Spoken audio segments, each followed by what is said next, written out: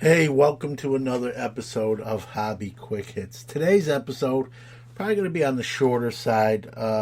Just some buying and selling tips. I'm always saying hashtag hobby your way. However you want to enjoy the hobby, that's up to you. And that's always going to be true, at least in my opinion. But I don't often do these where I kind of just give some tips that have worked for me and worked for others, I'm sure. These are not anything I came up with exclusively. These are just kind of good old standby truths that can help you, buy and sell. And if you do that, make some money, maybe save some money, depending. I'm going to just rattle these off. They're not in any particular order. Just the way they come out of my mind for whatever semblance that makes. So, number one, acquire cards you'll love either way. Whether you flip them, sell them, or you I don't want to say get stuck, you just hold on to them for the long haul. Acquire cards that in either case, that you sell them quick or you hold them long term, that you'll like those cards and enjoy those cards, whatever side of the coin happens, you sell them or you hold on to them. Again, it can't be every card, but the majority, of what your inventory is. Number two, find undervalued cards, right? There's plenty of cards that are going for explosive amounts of money.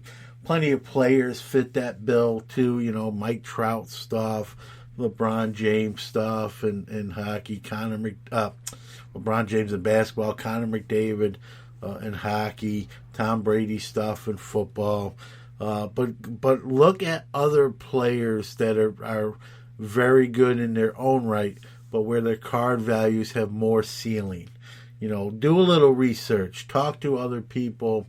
For me, it's a little bit easier, if I may be so bold, because I follow sports so closely. And so the research is already sort of baked in. And so, I know when a guy is playing well for a month stretch, and others may, some may not even realize it. So, find those undervalued cards, find those cards that have a lot more ceiling left in them, whereas those other star players, they're sort of very close to what their ceiling is. Number three, sell before events. Don't wait too long. So, an All-Star game, World Series, Super Bowl, we all know there's certain events, certain happenings that affect the card value. So, strike when the iron's hot, the old cliche goes, right? Sell a player a card when it's at its max peak. It might be in an event or, a game they have. That's when, you want to sell at peak. Let's be real. I've said this I know I've talked about this before. There's certain players, that have a great stretch, a great run of play, performance. But that's not indicative of who they really are long term, right? Why not? And if you feel that way, and if you're sure that's the case, that's the perfect opportunity to sell those cards, that player, because they're at their peak. If your hunch is right, if your assessment is right, that they just kind of caught lightning in the bottle, if you will, and they're really not that player long term, why not sell at that point in time to maximize the value out completely? And the flip side of that, folks, is you can hold on to something too long. If you hold on to that player that maybe caught lightning in the bottle, but yet is probably not that player long term, and you hold them, when that reality sets in, that demand is going to give it leave. And so you're going to hold it too long if you're in the seller's category, and you're not going to maximize your value on that particular piece of inventory. Number 4, don't be scared to lose. And this can have many explanations, and I'll explain. So, not everything you own or buy is always going to be a hit, a winner, right? You're going to lose sometimes. But don't let those losses, right, scare you away from future wins. Don't let a bad deal not let you pull the trigger on a future great one, okay? I can attest to this firsthand. I buy collections, I buy lots, and most of them I do very well with. But there was a time, when I was a little bit younger, and I'm not saying it never happens now, but when I was a little younger,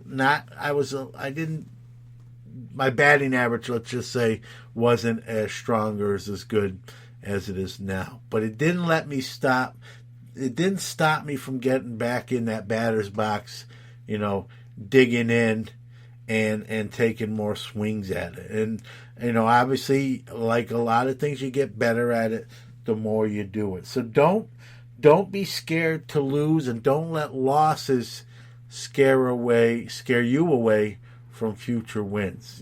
Get back on the horse, dust yourself off. Let's see what other cliches I can come up with, but you get the idea, right? You gotta keep going, right? You gotta give it another a whirl. Also, it's like gambling too. I hate to use a gambling analogy, but a lot of times too, when someone's a gambler, right, and they lose, they double up to try to get their money back quicker. Be careful of that in cards, right? If you lose on a deal, you don't do as well on a deal, you're sort of anxious to purchase some more and sort of make up for lost ground. Be careful doing that.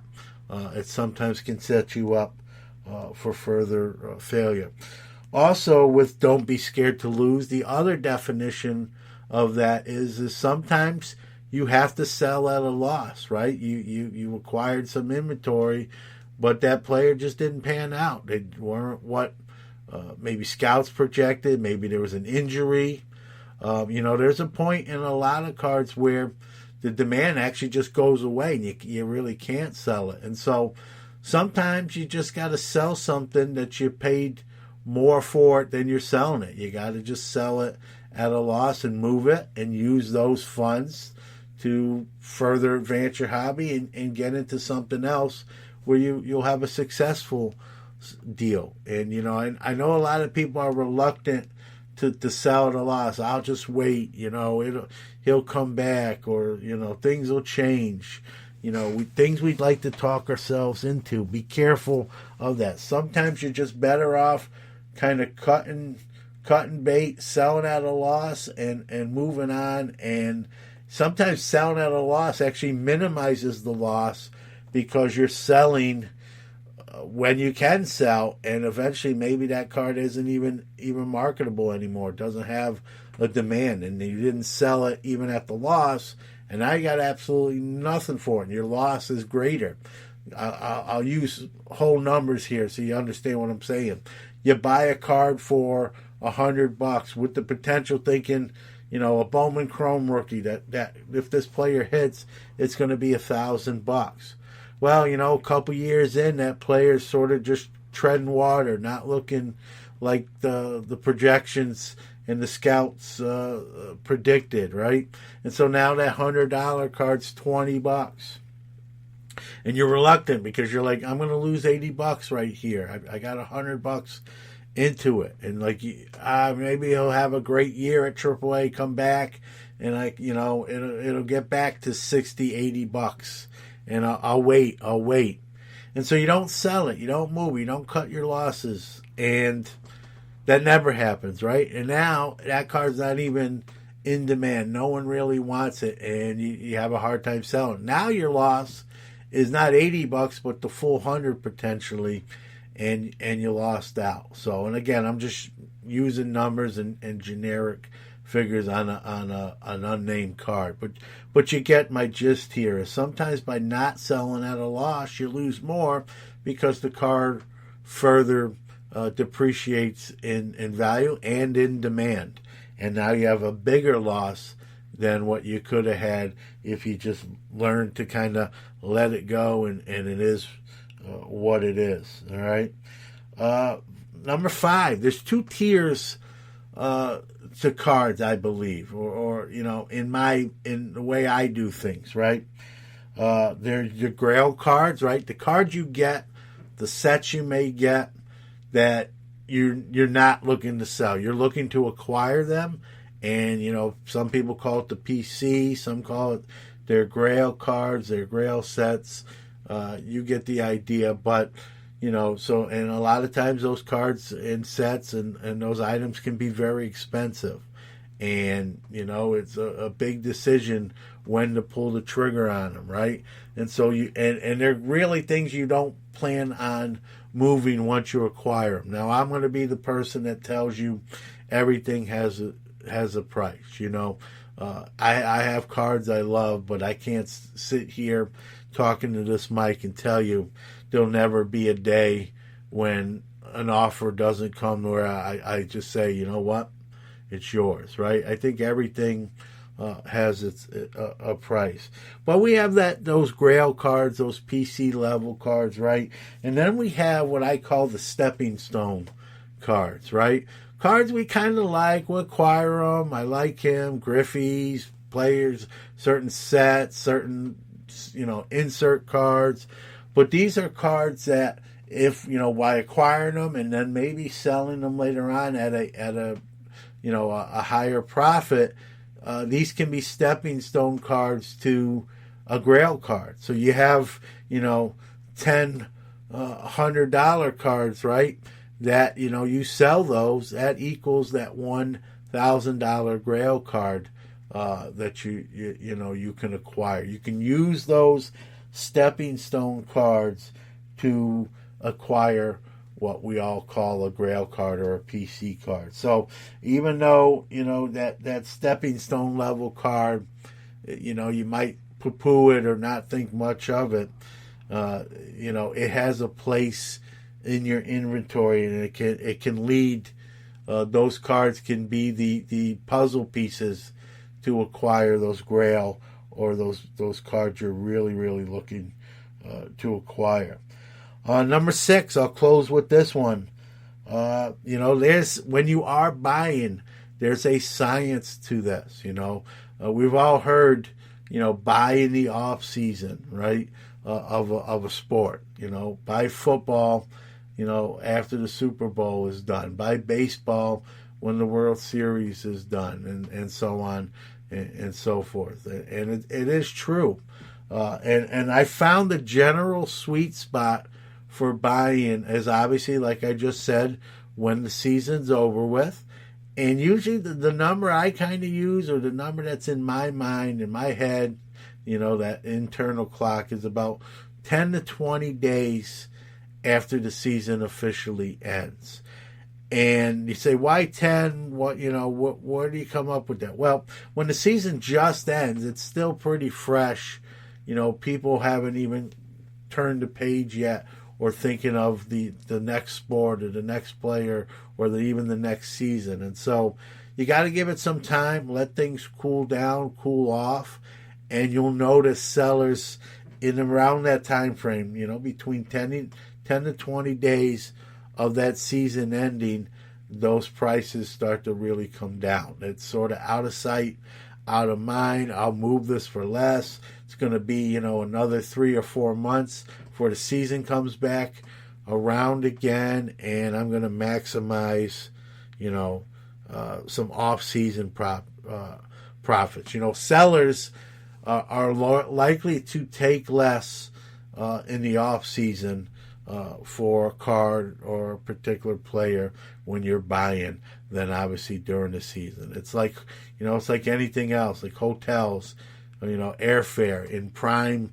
traveling season, prices go up. In the off season, those hotel rooms and airfare come down. Well, it's no different in the hobby. When the season's over and a few weeks pass by with nothing from that sport to watch or hold on to, those prices start to come down. And you even might get some panic sells, right? Somebody who, is afraid maybe, they don't sell that now, kind of what we talked about earlier on this very show, that they may lose. And so it gives you great buying opportunity. Obviously, if that's what you do, you got to be strategic about it.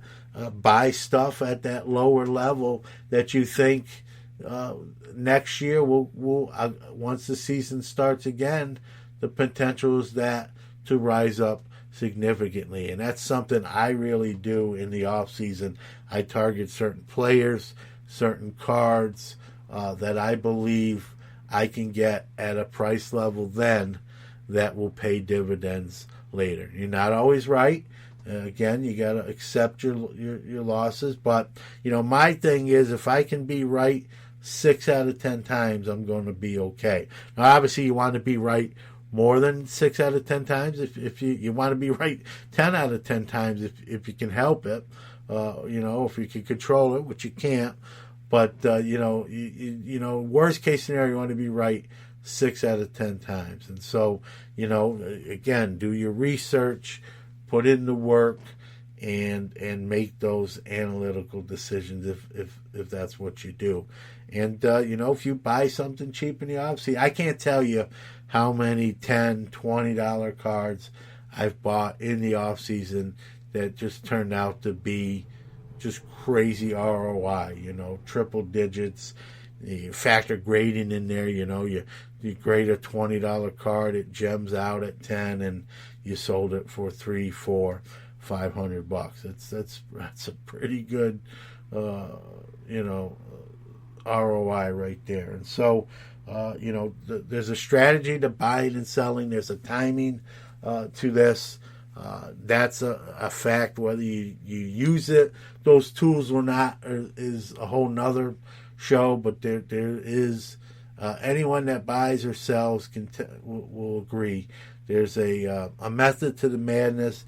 There's a time to sell, a time to buy, and if you play your cards right, it makes that aspect a lot easier. So I wanted to get into a little more specifics than just general topics, and that was the basis for today's episode.